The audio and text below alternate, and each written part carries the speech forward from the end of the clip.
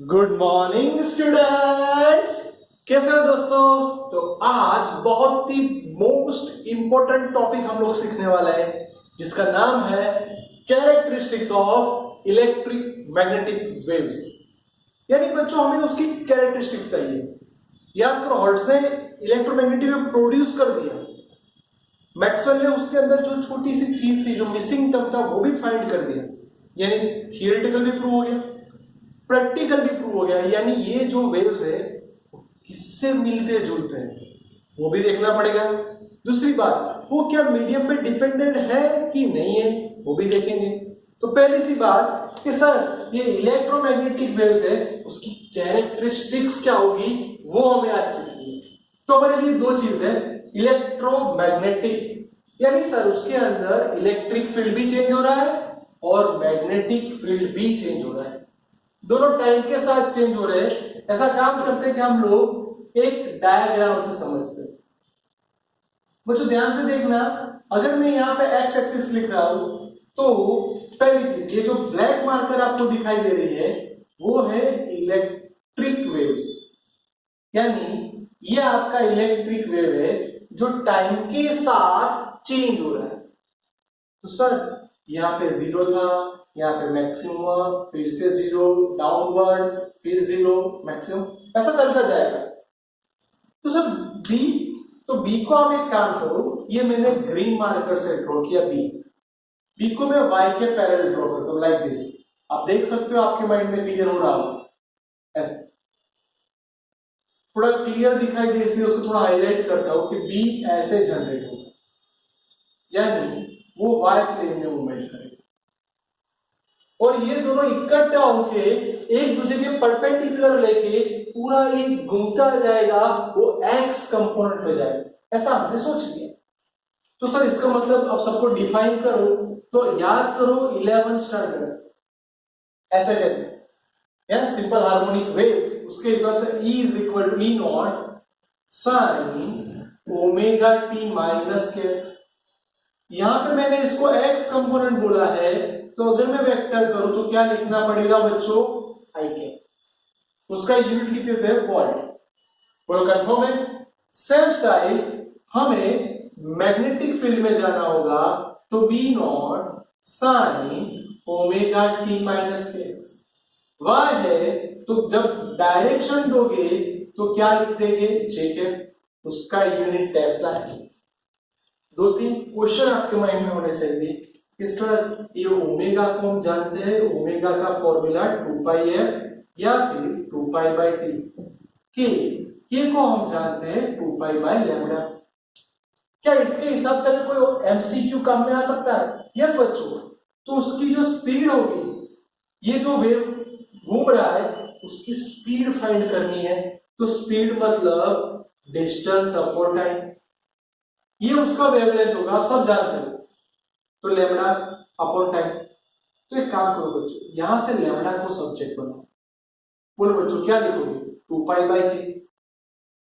बिल्कुल यहाँ पे टी को सब्जेक्ट बनाओ, तो T is equal to 2 pi by omega. आपको लगे सर आपने ऐसा क्यों किया, तो देखना मैं बहुत सारे फॉर्मूला सेट कर रहा हूं जो आपको एमसीक्यू में काम में आएगा। लैम्डा की जगह 2 पाई बाई के और टी की जगह 2 पाई बाय ओमेगा। बोलो 2 पाई कट, यानी सी का दूसरा फॉर्मूला मिल गया, C is equal to omega by के।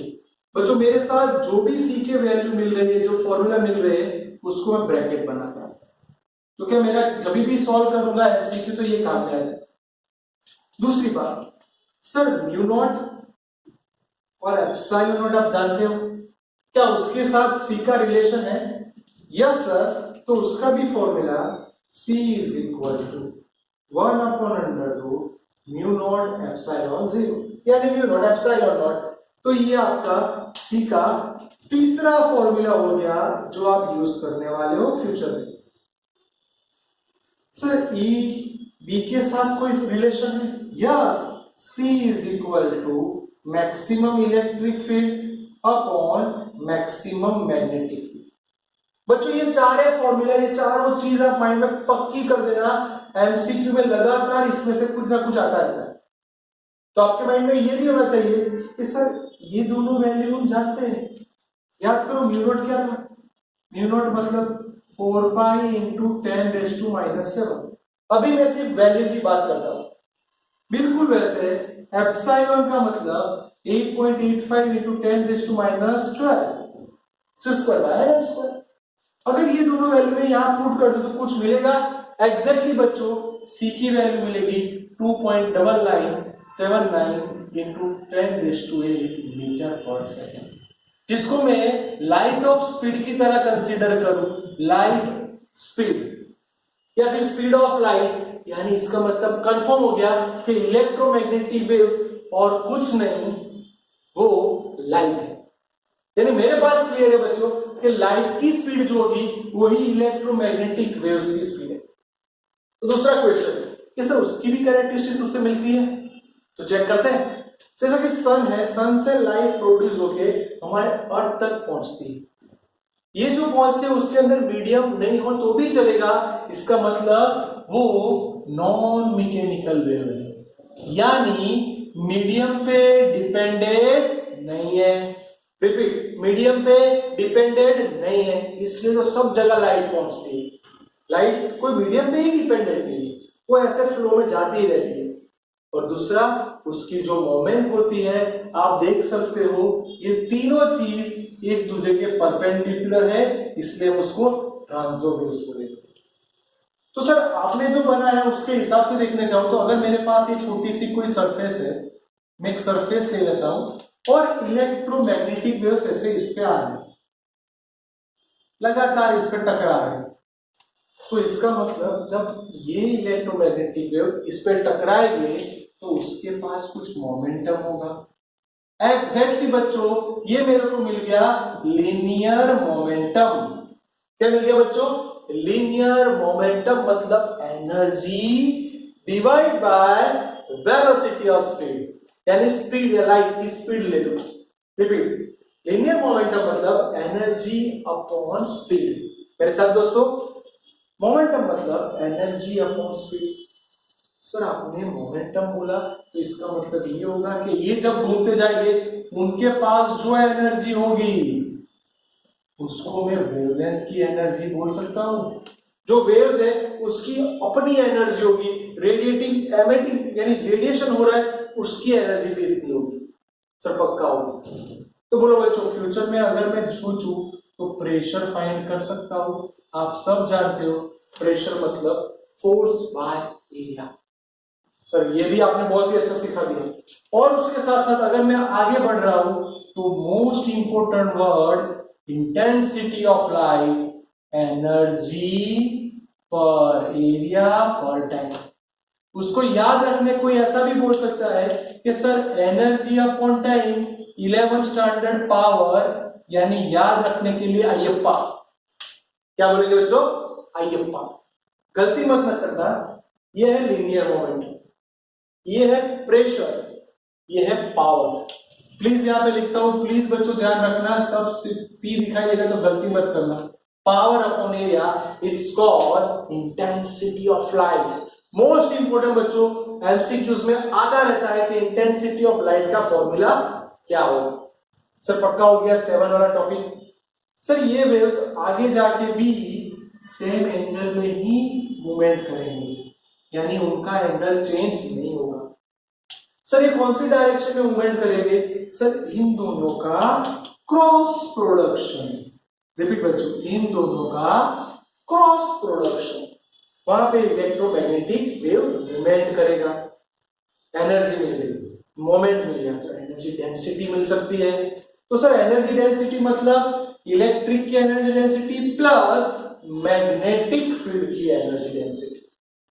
सर इलेक्ट्रिक की हम लोग जानते हैं हाफ एप्सिलॉन 0 स्क्वायर, इसका हमने चैप्टर नंबर 6 में देख लिया है, स्क्वायर अपॉन 2 म्यू 0, यानी ये मिल गया। तो सर क्या ये मेन इक्वेशन के उसमें से भी हम लोग कुछ डिराइव कर सकते हैं?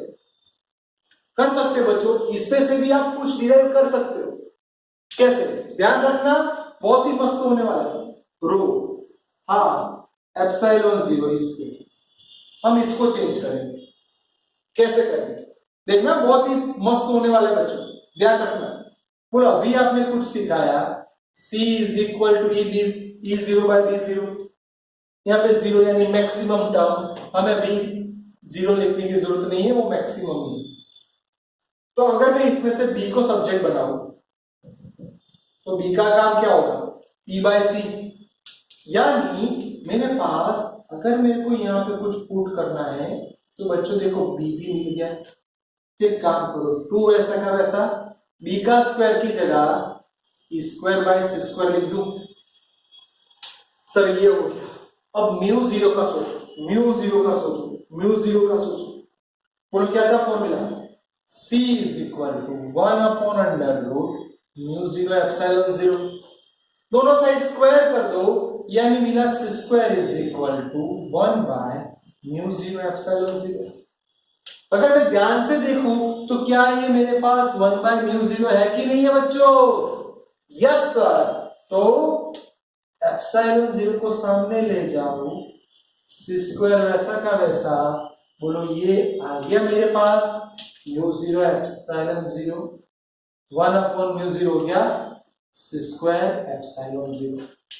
अगर देखने गए बच्चों तो देख सकते हो C स्क्वायर कट, क्या बचा, rho is equal to half epsilon 0 square square, इसको भी लिखो half epsilon 0 square square, max half plus half यानी फुल हो गया, यानी rho is equal to epsilon 0 square. बोलो मेरे प्यारे बच्चों, मेरे पास ये इक्वेशन भी बहुत ही बेहतरीन मेथड से प्रूव हो गया, सब पक्का हो गया। अगर कोई इसकी जगह इसमें चेंज करना चाहे तो क्या वो आंसर मिल सकता है? मिल सकता है बच्चों। ये हम लोग लाए जो हम लोग इलेक्ट्रिक फील्ड के अंदर लाए। अगर मेरे को कोई बोले कि आप मैग्नेटिक फील्ड में लाओ तो मैं आंसर लिखता हूं, आप खुद ट्राई करना, ऐसा होगा।